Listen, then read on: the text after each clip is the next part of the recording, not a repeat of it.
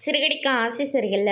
அடுத்த வாரத்துக்கான எபிசோட்ல நம்ம மனோஜ் இருந்துட்டு, "உன்ன சொத்த பிரிச்சு குடுங்க. அப்படி இல்லாட்டி நான் இந்த வீட்ட விட்டு வெளிய போறேன்னு" சொல்லிட்டு பேக்கும் கையுமா வந்து நிக்கிறாங்க. "டேய் மனோஜ், என்னடா இதெல்லாம்?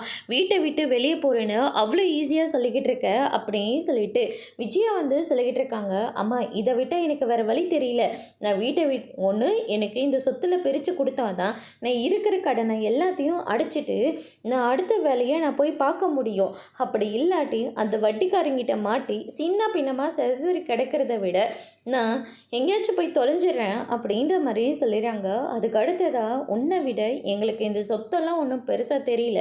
நான் நாளைக்கே லாயரை வர வச்சு உனக்கு தேவையான சொத்தை நாங்கள் பிரித்து கொடுத்துட்றோம்" அப்படின்னு சொல்லிட்டு அண்ணாமலை வந்து சொல்லிடுறாங்க. "அப்பா, அவன் தான் ஏதோ புத்தி கட்டுத்தனமா அப்படியெல்லாம் சொல்கிறானே தவிர, உங்களுக்கு ஏன்ப்பா இப்படியெல்லாம் பண்ணுறீங்க? அதெல்லாம் நீங்கள் எந்த சொத்தையும் பிரிக்க வேண்டாம்ப்பா" அப்படின்னு சொல்லிட்டு நம்ம முத்து வந்து சொல்லிக்கிட்டு இருக்காங்க. "இங்கே பாரு முத்து, அவனுக்கு 30 லட்ச ரூபாய் கடன் இருக்குது. நான் தான் இந்த வீட்டை வச்சு கையெழுத்து போட்டு வேற கொடுத்துருக்கேன்.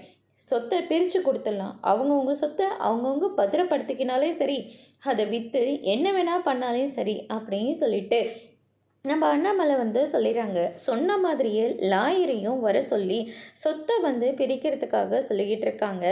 நம்ம முத்து இருந்துட்டு, "இல்லை அங்கிள், இப்போதைக்கு நாங்கள் சொத்தை பிரிக்கிறதா இல்லை, வேண்டாம்" அப்படின்ற மாதிரி சொல்லிடுறாங்க.